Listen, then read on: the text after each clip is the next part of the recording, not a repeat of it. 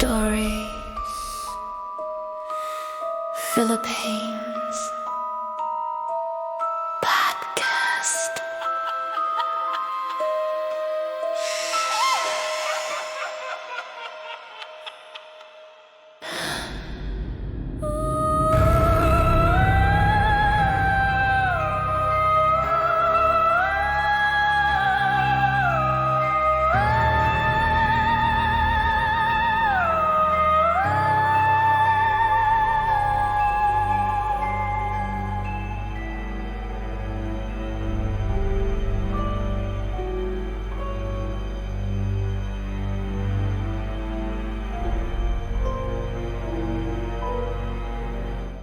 A darkness permeates this episode.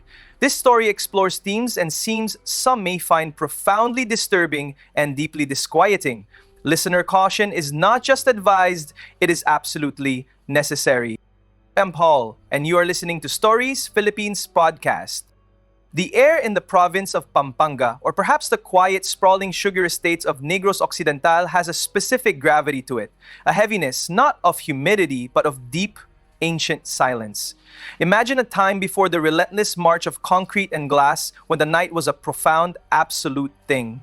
Before the roar of the diesel engine, there was only the sound of the crickets and the whisper of the wind through the vast, leafy canopies of the truly old tree. A boy named Nico, barely 10 years old, remembered a night like this in the 1990s. His grandfather had strictly forbidden him from leaving their small, tin-roofed house after sunset.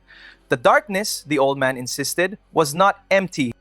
He broke the rule once, drawn by the hypnotic glow of something impossibly high, like a solitary, oversized ember suspended in the branches of the ancient, towering mango tree at the edge of their family's land. The tree, they said, had been there since the time of the Spanish. A giant, gnarled fortress of wood and shadow. The scent that drifted from the tree was not the sweet, clean smell of burning wood. It was thick, pungent, and almost sweet, like raw tobacco, of a potency Nico had never known, mixed with something earthy, something feral, a smell that promised immense size and utter solitude. He peered up, his heart a frantic drum against his ribs. The glow was not a firefly. It was too steady, too large, too high. It was a cigar, a tobacco, held in a hand of proportionate scale, a hand that was simply a darker absence in the already overwhelming blackness. A faint, low, guttural chuckle seemed to vibrate in the very air, not just in his ears. It was a sound too deep for a man, a sound that seemed to come from the roots of the world. He turned and ran, the thick, heavy scent of that impossible smoke pursuing him, the colossal, burning eye of the giant in the tree trunk fixed forever in the dark canvas of his memory. That single moment defined a fear that was both personal and ancestral. It was the moment he met the Kapre. The lore of the Philippines is a deep, tangled forest, and within it stand the immense, venerable trees, those natural cathedrals the people call Balete, or mango. They are the axis mundi of the provincial psyche, and they are never, ever empty. Within their silent, brooding dominion dwells a figure of enormous, quiet menace. He is the Kapre, a name that conjures a shadow of imposing height, often described as a dark, hairy male entity, perpetually wreathed in the smoke of his massive cigar, a sentinel of the ancient forests. To understand the Kapre is to understand the deep, almost spiritual connection between the Filipino people and the land. Long before the arrival of the Spanish galleons, the indigenous belief systems held that nature itself was alive. Every mountain, every river, every great tree possessed a spirit or a consciousness. These were not merely decorations on the landscape. They were the world's original inhabitants, the custodians. The Kapre, often dwelling in the massive trunks of the Balete tree, the banyan-like species that develops an unsettling architecture of aerial roots, is one of the most powerful of these nature spirits. He is the spirit of the towering, the enduring, the immovable. His historical and cultural roots are as deep as the trees he inhabits. Some scholars of folklore, attempting to untangle the layers of myth, have suggested that the Kapre's appearance, particularly his great height and his cigar-smoking habit, may be a cultural echo of the Spanish colonial era. Imagine the terrified awe of a native population seeing for the first time the imposing stature of a Spanish friar or a colonial officer, often bearded, often holding a smoking implement, perhaps a pipe or an early form of cigar. This imposing foreign figure standing head and shoulders above the local population. A symbol of immense, unchallengeable power, could have been culturally assimilated into an existing nature spirit. The giant of the forest was given the trappings of the giant colonizer. Yet, the Kapehe's roots burrow far deeper than the 1600s. His international cousins span the globe, proving that the fear of the giant in the woods is a universal human constant. Consider the Sasquatch, or Bigfoot of North America, an immense, hairy hominid dwelling in remote, high-canopy forests. Look to the Yeti of the Himalayas, the massive, elusive snow creature. There is a primal human understanding that the places untouched by human hands are not empty, but merely inhabited by beings too large or too strange for our common reality. The kapre is the tropical, humid, cigar-smoking manifestation of this deep-seated fear. His appearance in the collective consciousness of the islands is not merely for terror, it is primarily for preservation. In the mid-1900s and accelerating into the 1980s and 90s, the Philippines experienced a rapid, often brutal, push towards urbanization and development. Massive swaths of forest were felled for lumber, for housing, for the relentless expansion of farmlands and industrial zones. The Kapre narrative served as a deeply ingrained cultural conservation warning. The storytellers of the old ways did not need environmental policies. They had the Kapre. You cut the ancient tree, the giant who lives there will follow you. A family in Bulacan, near a town that was rapidly becoming a bedroom community for the sprawling metropolis, shared an unnerving series of events that began with the removal of an old mango tree, a massive, fruit-bearing tree that was deemed a nuisance during a property expansion in the late 1990s. A young woman named Liana, whose family had been rooted on that land for generations, recounted the immediate aftermath. The heavy, sweet scent of tobacco smoke began to permeate their home at night, even with all the windows shut. It was strongest near where the stump of the old mango had been.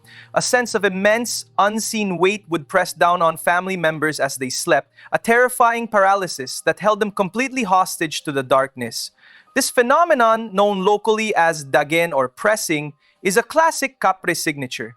The giant is simply resting his enormous weight on the sleeping form of the trespasser. Leanna's younger brother, a skeptical college student named Ernell, first noticed the odd patches of dark blackish rice that would appear randomly on the kitchen counter, seemingly materializing out of nowhere. This too is a known sign. It is a gift or perhaps a strange offering from the Kapre.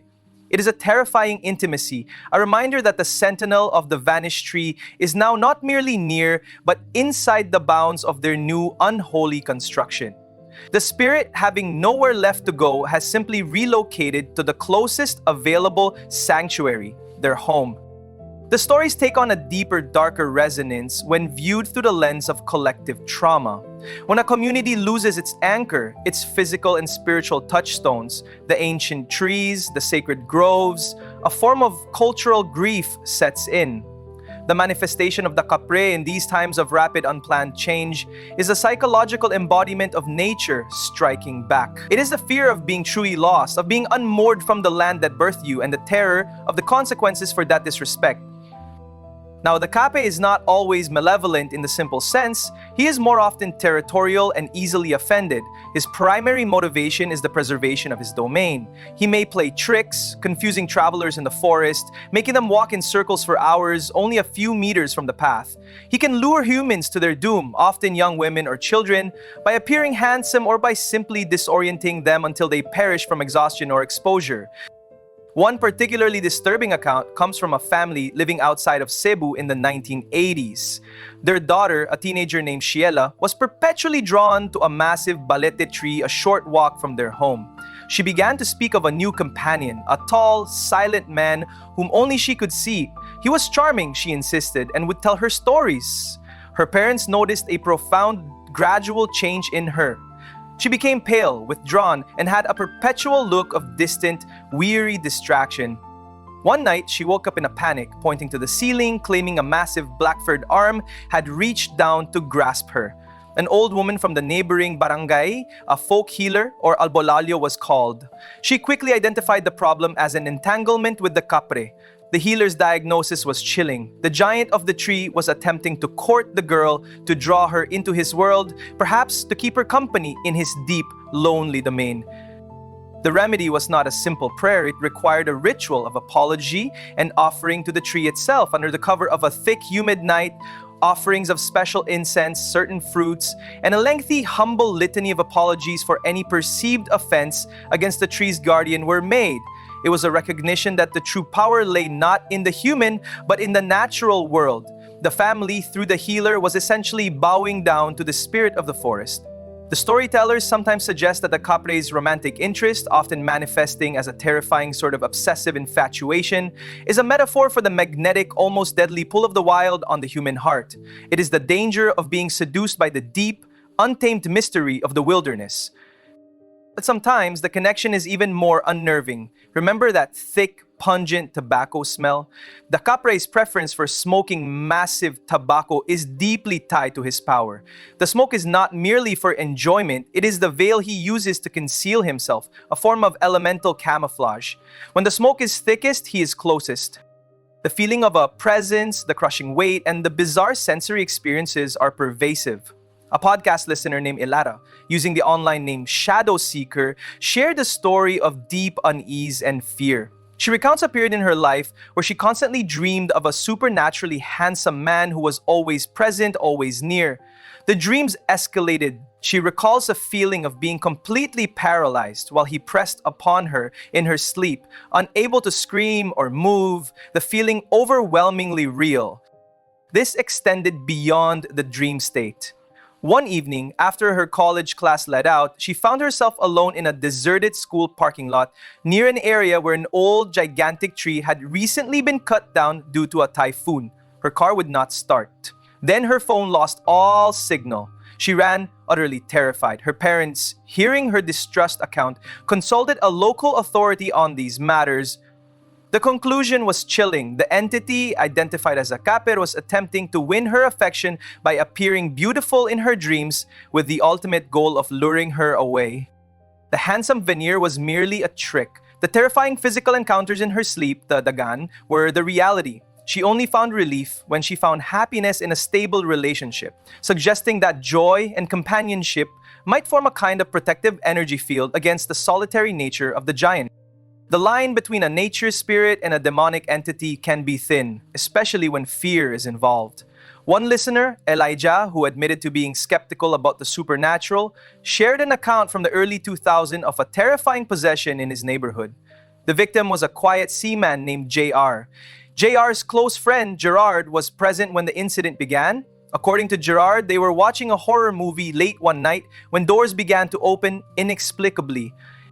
JR saw a small creature, a white lady, and a tall black object, the classic kapre, before complaining of a severe headache and collapsing. He then woke up in a possessed state. The possessed man exhibited superhuman strength, throwing off multiple policemen and village guards with ease. He carried a large knife and ranted not about God or the devil, but about disrespecting life and a man who has no spirit, meaning JR was an empty vessel for them to inhabit. The entity, when confronted by a spiritual counselor, claimed to be a trinity of spirits, a kapre, a dwarf, and a woman. The kapre's motivation? Revenge. JR, the friend, had inadvertently killed a frog while clearing brush, a frog that the kapre claimed housed a friend of theirs. The kapre stated that the spirits sought JR because he was empty, but could not touch JR because he was protected by a divine presence. This story is a crucial window into the hierarchy of the unseen. It shows the kapre operating not as a lone monster, but as part of a spiritual ecosystem with the dwarf, duende, and the female spirit. It elevates the kapre's standing from a simple tree guardian to a powerful enforcer of ancient nature-based laws, punishing those who harm the life within his domain, even an amphibian. It reinforces the idea that respect for the environment is not a choice, but a spiritual necessity. The kapre is not always found in the deep forests. He finds refuge where the land is old, where the roots run deep, and where the past lingers. A listener who uses the name Mirasol tells a story that places the kapre right in the middle of a 1960s era house in the city, a large, aging structure built on what was rumored to be a former dumping ground for bodies. This house was a nexus for paranormal activity, hosting not only a white lady in the garden and the maid's washroom, but also a kapre living in the house's old chico tree. Mirasol and her family learned to simply live with the spirits. The most important lesson was one of constant, humble acknowledgement. They learned to say tabi, tabi po, a phrase of deference to the spirits. Whenever passing through their domain, they would verbally announce their intentions. We are going to the garden now to do this, before entering the spaces the spirits occupied. This peaceful cohabitation suggests that the Capri and his cohort are not driven by pure malice, but by a need for recognition and boundaries. As long as the spirits are acknowledged, they do not retaliate. In fact, Mirasal shared an unexpected benefit of their haunted residency. Their house has never been burglarized. The tricycle drivers who wait outside their gate know the house is protected by forces far more intimidating than a police alarm. The Capres as a supernatural security system, a powerful idea in a country where property crime is a constant worry. The Capres visitation is often heralded by a powerful sensory impression. A listener named Lana shared her experience from the year before, the 2000s, when she was a young girl living near a large mango tree. Around midnight, a strong smell of smoke, like burning tobacco, would enter her bedroom, even though she was alone and there was no fire. This smell, she later learned, was the calling card of the giant in the tree. The next morning, her aunt, who suffered from asthma, complained about the smoke she smelled during the night. It was a shared experience, a collective sign that the entity was close to the house, standing guard in the enormous silent shade of the tree. The scale of the kape is often his most unsettling feature. Another listener, Miss Introvert, recounts a terrifying personal encounter when she was in the 6th grade. Alone in her dimly lit room around 6 in the evening, she used the front-facing camera of her phone to see in the dark. Instead of her own face, she saw a terrifying image. A hairy man with an uncanny, creepy smile. What made the encounter truly paralyzing was the mimicry. When she smiled, it smiled. When she stuck out her tongue, it did the same. The breaking point came when she, in a panic, made the sign of the cross. The hairy reflection mimicked her. It was only when she repeated the act, sincerely and loudly stating the invocation, that the image vanished. Later, her mother confirmed that this intensely hairy figure, capable of mimicry and mockery, was the kapre, a spirit trying to engage or perhaps trap its human observer. These narratives highlight the Capre's methods. He uses sensory immersion, smoke and smell, psychological terror, mimicry and sleep paralysis, and physical intimidation, his massive size and weight, to impose his presence. The feeling of being watched, the sudden appearance of strange objects, the overwhelming scent of phantom smoke, these are the psychological anchors of the Capre legend. The strong, pervasive smell of tobacco could be a form of olfactory hallucination brought on by intense fear or a physiological response to stress. However, when multiple family members, like Lana and her aunt, smell the same impossible scent at the same time, the phenomena transcends the purely personal. It becomes a shared cultural hallucination, a powerful testimony to the collective belief in the power of the Capre. This is the power of the narrative. It provides a common language and a common culprit for the inexplicable horrors of the night. It is the perfect blend of environmental warning and existential dread. You destroy nature, and nature sends a giant, smoking, infinitely patient monster to sit on your chest in the middle of the night. The Catholic worldview struggles to categorize the Capre. He is not easily slotted into the classic European demonology. He is a pagan echo, a pre-colonial deity or powerful spirit that has been grudgingly tolerated by the new religion. He is a territorial lord. He demands respect for his domain, not necessarily worship. The use of prayers and the cross, as recounted by Ms. Introvert and Elijah, suggests that while the Capre may be old, he is not outside the jurisdiction of a higher divine power. The spiritual warfare against the Capre is less an exorcism and more an assertion of authority, a declaration that the human soul is ultimately protected by a power greater than the earth spirits. The relentless destruction of the ancestral lands, the felling of those magnificent ancient trees for the sake of profit and progress, carries a spiritual price. The Capre is that price. He is the quiet warning, the haunting echo of the land's original memory. We sometimes receive stories that are too close, too personal, and too unsettling to be purely shared without protected distance. If you have your own stories, a strange encounter, a memory of a smell that wasn't there, or a fear that you carried from the forest, we encourage you to submit your stories to our email, storiesphpodcast@gmail.com. We seek to give voice to the unspoken terror of the islands.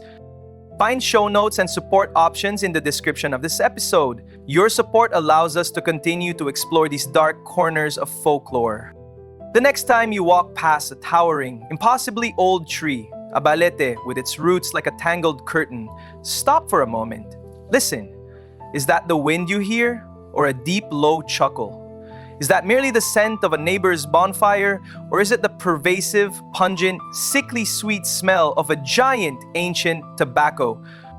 The true horror of the kapre is not his strength, but his quiet, eternal patience. He is a testament to the fact that you can cut down a tree, but you can never truly kill the spirit that lived within it. That spirit will simply wait until you are alone, until you are asleep, until you forget to show respect, and then it will show you the true price of that disrespect. The price is paid in fear, in paralysis, and in the enduring, heavy memory of the giant's shadow. If the very act of building and growing makes us trespassers on ancient land, what unseen price are we all paying for our progress? The fear of the unknown is the greatest fear of all, but it is only in facing it that we understand the depth of the world we inhabit. Listen again, if you dare, to past episodes or join us next time for another journey into the darkness that lies just beneath the surface of the familiar. Do not forget to like, subscribe, follow, and share this podcast. Support the podcast financially in ways you can find in the show notes. Thank you, and until next time,